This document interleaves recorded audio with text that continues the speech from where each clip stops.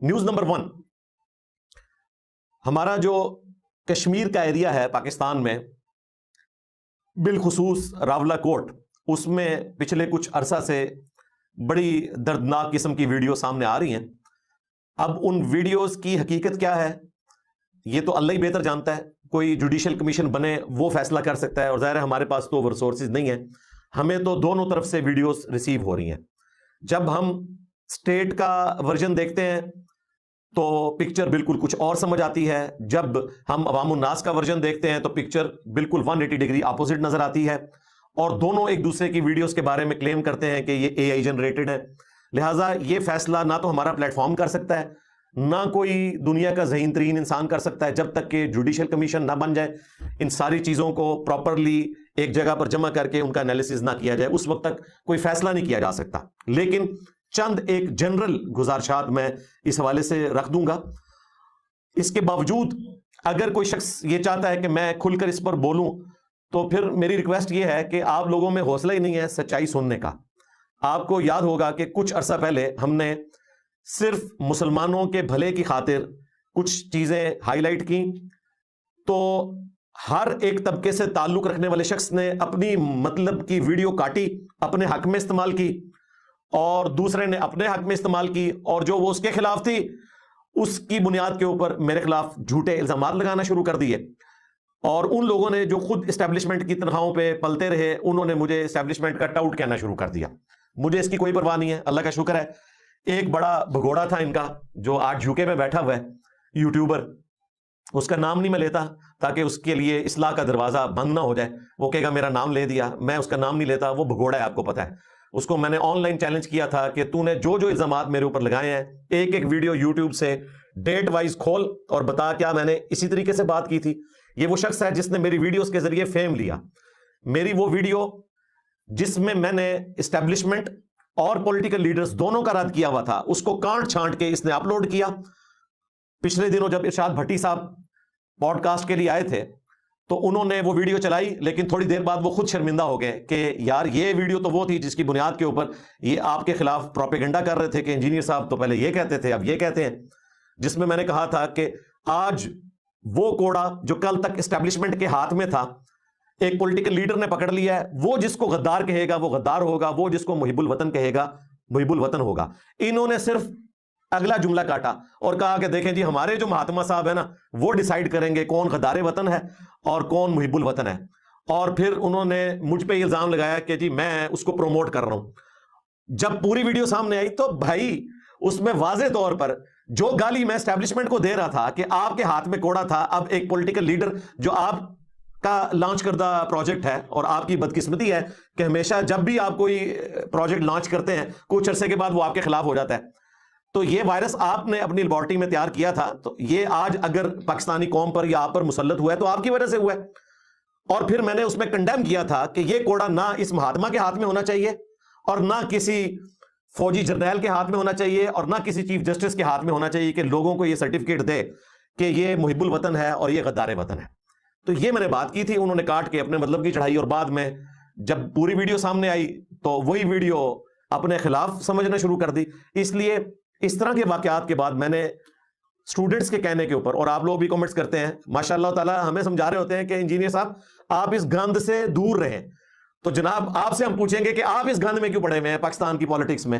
ہمیں تو مشورہ دے رہے ہیں کہ اس گند سے دور رہیں، تو آپ ان گندے لیڈروں، گندے اسٹیبلشمنٹ کے ٹاؤٹس کے پیچھے کیوں پڑے ہوئے ہیں؟ آپ بھی ان سے اعلان برات کریں اور ایک دفعہ جھوم کے کہہ دیں کہ میرے نبی صاحب ہے ہی کوئی نہیں، تیرے بابے تھے شاہی کوئی نہیں۔ تو جس گند میں آپ خود لتھڑے ہوئے ہیں اس سے نکلنے کا مشورہ ہمیں دیتے ہیں، تو ہم نکل کے ہم نے مشورہ آپ کا مان لیا ہے۔ آج جو کچھ ہو رہا ہے ہم انشاءاللہ تعالیٰ بس جنرل بات کریں گے، اسپیسیفک نہیں کریں گے تاکہ آپ کو کوئی بات بری نہ لگے اور نہ آپ کے مخالفین کو کوئی بات بری لگے۔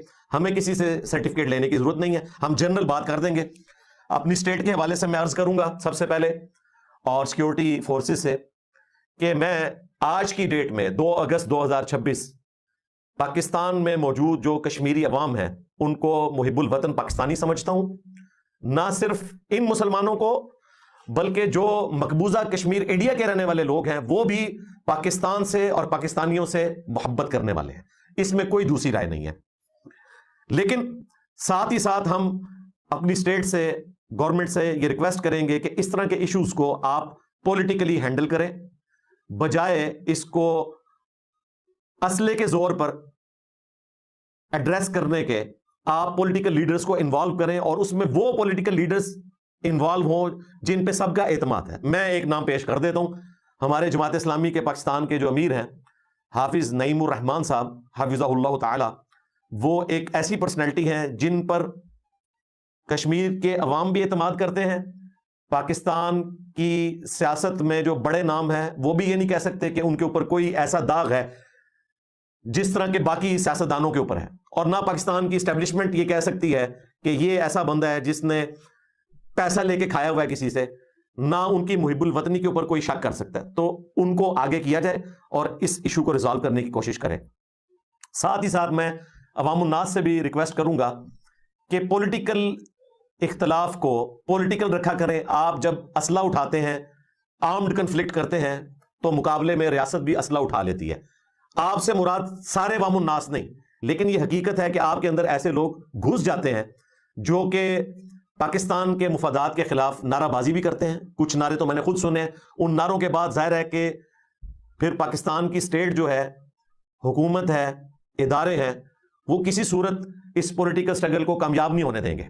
تو آپ بھی اپنے اندر گھسی ہوئی جو کالی بھیڑیں ہیں نا، ان کو علیحدہ کریں اور معاملات کو پولیٹیکلی لے کر چلنے کی کوشش کریں۔ باقی اس دوران دونوں طرف سے جو شہداء ہیں، خواہ پولیٹیکل سٹرگل کرنے والے لوگ ہوں یا ہمارے ریاستی اداروں کے لوگ جو شہید ہوئے، ہم ان سب کے لیے دعا کریں گے۔ ربنا اغفر لنا ولاخواننا الذین سبقونا بالایمان ولا تجعل فی قلوبنا غلا للذین آمنوا ربنا انک رؤوف الرحیم، آمین۔ اور ان کے لواحقین سے ہم تعزیت کریں گے، انا للہ وانا الیہ راجعون، اللہم اجرنی فی مصیبتی واخلف لی خیرا منہا۔ یہاں پر میں حرمت جان کے حوالے سے چند ایک آیات اور احادیث ڈسکس کرنا ضروری سمجھتا ہوں۔ سورۃ المائدہ کی آیت نمبر 32 میں اللہ تبارک و تعالیٰ نے ارشاد فرمایا کہ دو ہی استثناء ہیں، یا تو قتل کے بدلے قتل یا پھر فساد فی الارض۔ ان دو ایکسیپشنز کو چھوڑ کر جس شخص نے ایک جان کو قتل کیا گویا اس نے پوری انسانیت کو قتل کر دیا، اور جس نے ایک جان کو بچایا گویا اس نے پوری انسانیت کو بچا لیا۔ جان کا ذکر ہے، مسلمان کا ذکر نہیں ہے۔ وہ جان کافر کی بھی ہو سکتی ہے، مسلمان کی بھی ہو سکتی ہے، منافق کی بھی ہو سکتی ہے، مرتد کی بھی ہو سکتی ہے۔ جس نے ایک جان کو بچایا گویا اس نے پوری انسانیت کو بچا لیا۔ لیکن استثناء ہے، اگر فساد فی الارض کرنے والا ہے کوئی یا قاتل ہے تو اس کو قتل کیا جائے گا۔ اس کے سوا اگر کسی نے ایک جان کو قتل کیا گویا پوری انسانیت کو قتل کر دیا۔ یہ بڑی الارمنگ آیت ہے، سورۃ المائدہ کی آیت نمبر 32، اور اسی کانٹیکسٹ میں صحیح بخاری میں حدیث ہے کہ جس نے کسی ذمی کافر کو جو کسی مسلم سٹیٹ میں ٹیکس پے کر کے رہ رہا تھا ناحق قتل کر دیا، تو ایسا مسلمان بھی جنت کی خوشبو نہیں پائے گا، حالانکہ جنت کی خوشبو 40 سال کی مسافت سے آ رہی ہوگی۔ اندازہ کریں، جنت کی خوشبو بھی نہیں پائے گا چاہے وہ کوئی مسلمان ہی ہوا، اگر اس نے کسی ذمی کافر کو ناحق قتل کر دیا۔ مسلمان کو قتل کرنا وہ تو بہت بڑا جرم ہے۔ وہ سورۃ النساء میں آیا کہ جس نے ایک مؤمن کو ناحق قتل کیا وہ ہمیشہ کے لیے جہنم میں چلا جائے گا، والعیاذ باللہ تعالی، ہمیشہ ہمیشہ کے لیے۔ اسی لیے سنن نبی داؤد میں حدیث ہے کہ یا تو اللہ تعالیٰ شرک کو معاف نہیں کرے گا قیامت والے دن، یا پھر قتل ناحق کو معاف نہیں کرے گا۔ یعنی دو گناہ ایسے ہیں جو قیامت والے دن معاف نہیں ہوں گے اگر دنیا میں کسی نے معافی نہیں مانگی۔ نمبر 1 شرک، وہ تو الگ سے بھی قرآن میں آیت ہے، ان اللہ لا یغفر ان یشرک بہ ویغفر ما دون ذلک لمن یشاء۔ اس میں بھی اشارہ تھا کہ اللہ تعالیٰ شرک کو تو معاف نہیں کرے گا، اس کے سوا جتنے گناہ ہیں معاف کر دے گا، لمن یشاء، جس کے لیے چاہے گا۔ اس کا مطلب ہے کہ جس کے لیے نہیں چاہے گا تو نہیں معاف کرے گا۔ وہ کون سا ایسا گناہ ہے شرک کے علاوہ جس کے اوپر گرفت ہو سکتی ہے؟ وہ قتل ناحق ہے، اور وہ ابو داؤد کی حدیث بالکل واضح ہے۔ لہٰذا یہ بڑا سینسٹیو مسئلہ ہے، بلکہ قیامت والے دن صحیح بخاری اور صحیح مسلم میں آتا ہے سب سے پہلے قتل کے مقدمے کا فیصلہ ہوگا۔ یہ بڑی حیران کن بات ہے کہ حقوق العباد میں قیامت والے دن سب سے پہلے جس چیز کا فیصلہ ہونے والا ہے وہ قتل کا مقدمہ ہے۔ ابو داؤد میں حدیث ہے کہ قیامت والے دن سب سے پہلے سوال ہوگا نماز کے بارے میں، لیکن وہ حقوق اللہ کا معاملہ ہے۔ حقوق العباد میں بخاری مسلم میں آیا کہ سب سے پہلے قتل کے مقدمے کا فیصلہ ہوگا. اور اسی چیز کو کنکلوڈ کیا گیا ایک حدیث کے اندر سنن نسائی کے اندر. اس میں تو الفاظ ہیں کہ حقوق اللہ میں سب سے پہلے نماز سے متعلق کوشچن ہوگا اور حقوق العباد میں سب سے پہلے قتل کا مقدمہ طے پائے گا. اور یہ بڑا خطرناک معاملہ ہے. جامعہ ترمذی میں اور سنن ابن ماجہ میں حدیث موجود ہے. اللہ کے محبوب صلی اللہ علیہ وآلہ وسلم نے ارشاد فرمایا کہ مقتول قیامت کے دن اپنے قاتل کو پیشانی کے بالوں سے پکڑ کر گھسیٹتا ہوا اللہ تعالیٰ کے عرش کے قریب چلا جائے گا اور اللہ سے ریکویسٹ کرے گا کہ آج مجھے انصاف چاہیے کہ اس نے دنیا میں مجھے ناحق کیوں قتل کیا تھا. یہ بڑا سینسٹیو معاملہ ہے. اسی طریقے سے جامعہ ترمذی میں اور سنن ابن ماجہ میں حدیث موجود ہے. اللہ کے محبوب صلی اللہ علیہ وآلہ وسلم نے ارشاد فرمایا اللہ تعالیٰ کے نزدیک پوری دنیا کا تباہ و برباد ہو جانا یہ آسان ہے بنسبت اس کے کہ کوئی شخص ایک مؤمن کو ناحق قتل کر دے.